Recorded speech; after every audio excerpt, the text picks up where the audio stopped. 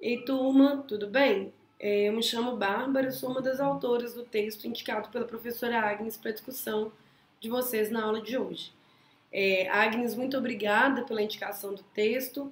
É muito bom a gente saber que algo que a gente está escrevendo e produzindo pode contribuir na formação, né, desses novos profissionais. Eu espero que a leitura tenha sido agradável e que de fato contribua para a formação de vocês, pessoal. É, a partir do convite que a Agnes nos fez para gravar esse videozinho, eu queria falar de três pontos, rapidinho. Um primeiro, que é sobre o contexto de produção desse texto e do conhecimento que ele discute. Os desafios colocados nessa produção, no contexto dessa produção, e a importância de realização de pesquisa. Então, falando já do primeiro, Agnes, Ana e eu nos conhecemos no contexto da realização de um estágio sanduíche no Centro de Estudos Sociais da Universidade de Coimbra. Nós tivemos, portanto, a oportunidade de realizar parte das nossas pesquisas de doutorado em uma outra universidade, né, com o objetivo de ampliar as possibilidades de interpretação, enfim, as vivências acadêmicas. Lá no SES, que é um centro coordenado pelo professor Boaventura de Souza Santos. Antes, entretanto, da gente se conhecer, um pouquinho antes, na verdade, eu tive a oportunidade de participar de um evento que é promovido anualmente pelo SES, pelo Centro de Estudos, que se chama Escola de Verão. O que vem a ser a Escola de Verão? A Escola de Verão é uma atividade formativa concentrada em 10 dias sob a temática das epistemologias do Sul, que é, né, a teoria desenvolvida pelo Boaventura e pela professora Maria Paula de Menezes. E aí uma das atividades dessa atividade da formação da Escola de Verão foi a gente fazer um passeio por Portugal dos Pequenitos. E aí nós éramos um grupo de mais ou menos 30 participantes desse evento, e quando a gente chegou a Portugal dos Pequenitos, nós já ficamos extremamente impressionados. Tem uma foto no artigo da entrada do parque, né?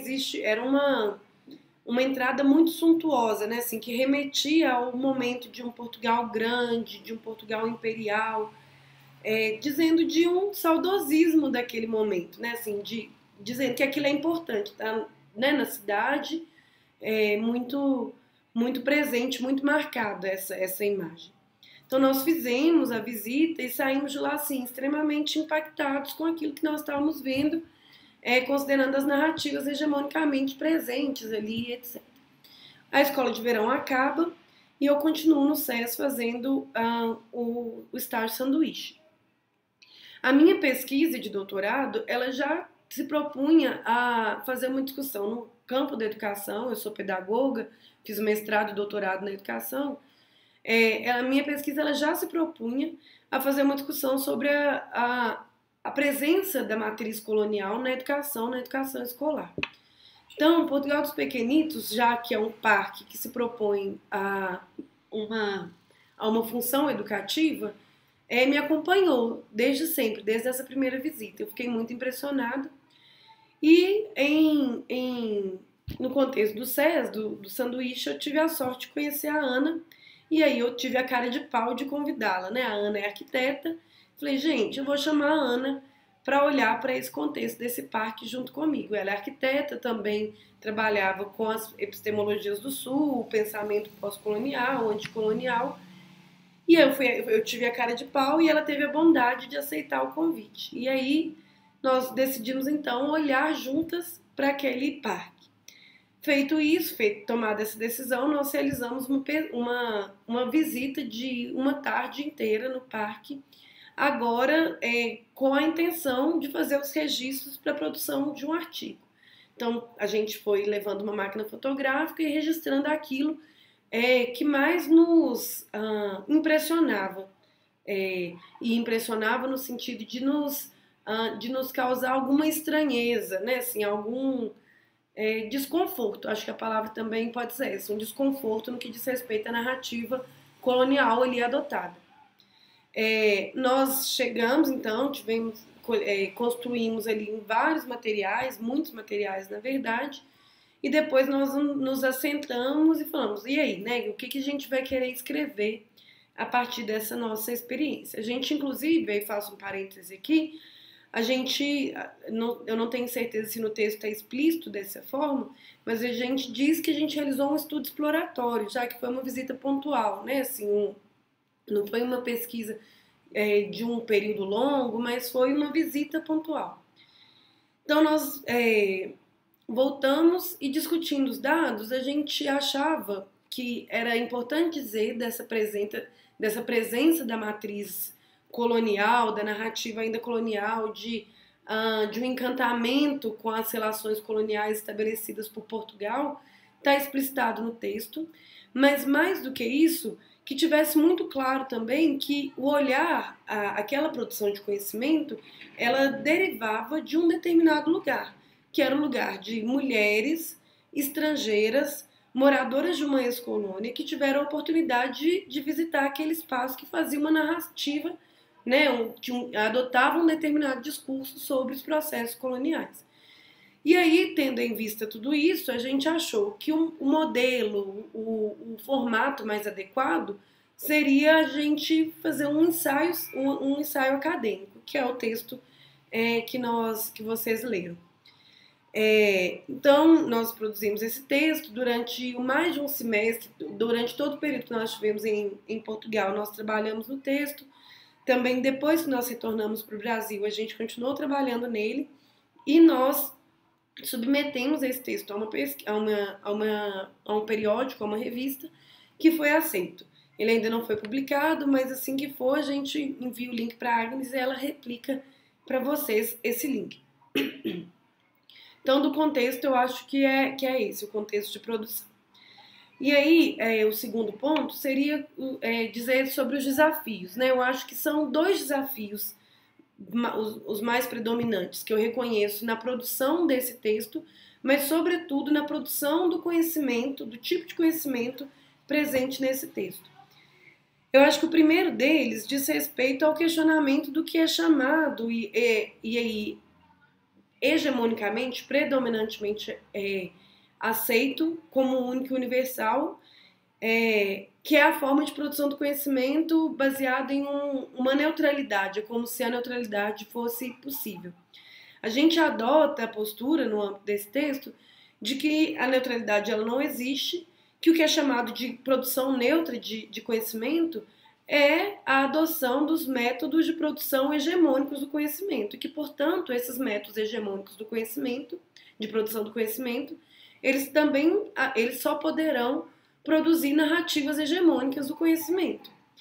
E como a gente se propunha a produzir não uma narrativa hegemônica, mas ao contrário, uma narrativa contra-hegemônica em relação ao que a gente vivenciou ali em Portugal dos Pequenitos, a gente entendeu que era importante, sim, dizer com todas as palavras no texto quem nós éramos, de qual lugar nós olhávamos para aqueles objetos, né, de pesquisa, e a questão do rigor científico, para nós, fica muito pautada em dizer com todas as palavras para os leitores como esse conhecimento foi produzido. E isso a gente pretendeu fazer no texto.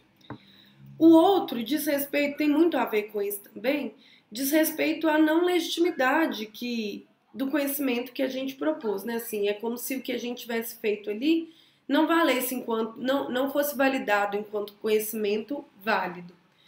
E aí, eu acho que o exemplo por exemplo, dando um exemplo, isso poderia ficar mais claro. A gente submeteu esse texto a uma revista e nós recebemos 2 pareceres. É sempre assim, né? A gente submete, tem 2 avaliadores a respeito daquele texto, eles opinam se aquele texto deve ou não ser aceito. E não havendo consenso, um terceiro avaliador é convidado a avaliar o texto. Um dos avaliadores, me desculpem o barulho ao fundo, pessoal. Um dos avaliadores foi muito enfático, dizendo que o que a gente estava produzindo não era um conhecimento válido, porque ele estava ferido do nosso rancor colonial, que na verdade Portugal dos Pequenitos era um parque datado na história, que tinha a ver com a cultura de um determinado povo. E aí eu acho que tem um elemento que o Portugal dos Pequenitos ele não se coloca, a gente diz isso no texto, enquanto um parque datado na história. Ele se coloca enquanto a narrativa válida da narração, da colonização ali em Portugal. E isso não, né, em 2018 estava dito com todas as palavras, que eles pretendiam fazer uma narrativa fidedigna à história que aconteceu. E o outro elemento é que existe uma necessidade, a necessidade de a gente dizer, enquanto, né, esses povos colonizados, dessa história e construir a nossa própria história. E eu lembro aqui do samba enredo da Mangueira, que diz da história que a história não conta, né? E eu acho que o que a gente pretendeu fazer nesse texto, contribuir com, né, assim, isso é uma... claro que a gente tem consciência disso, é uma areinha no oceano. Mas a gente pretendeu contribuir com essa produção de conhecimento que se pretende a dizer o que não é dito hegemonicamente. Então, são esses dois desafios que eu reconheço. E já caminhando para o fim, falando do terceiro ponto, da importância da gente produzir conhecimento, de se realizar pesquisa, e aí eu quero incentivá-los, né, assim, enquanto alunos do primeiro semestre ainda, né, a produzir conhecimento. E aí eu também faço uso de um exemplo para dizer dessa importância. Eu sou pedagoga, também eu tive a oportunidade de realizar pesquisas ao longo de toda a minha formação. Eu não tenho dúvidas de que a realização da pesquisa ela é muito importante para a gente produzir novos conhecimentos e ampliar o campo do conhecimento e para nos formar enquanto profissionais críticos, com maior amplitude também de elementos que a gente pode recorrer e de maneira de olhar para um determinado objeto, ou seja, a pesquisa ela nos qualifica enquanto profissionais, mas a pesquisa ela também tem uma dimensão que é formadora, ela é constituinte assim da nossa formação enquanto pessoa também, né? Da forma como a gente olha para o mundo e da forma que a gente também nos dá uma autonomia, uma maneira também de construir o mundo, a sociedade que a gente deseja, né? E aí o exemplo que eu ia dar foi no contexto da minha pesquisa de doutorado, que a minha orientadora disse, né, no final eu estudo a relação entre educação e pobreza, e a minha orientadora disse, né, da importância de eu estar discutindo aquilo, dado o lugar de onde eu vim, que eu pertenço às camadas populares, enfim, tem muita relação estudar com isso, com a minha história.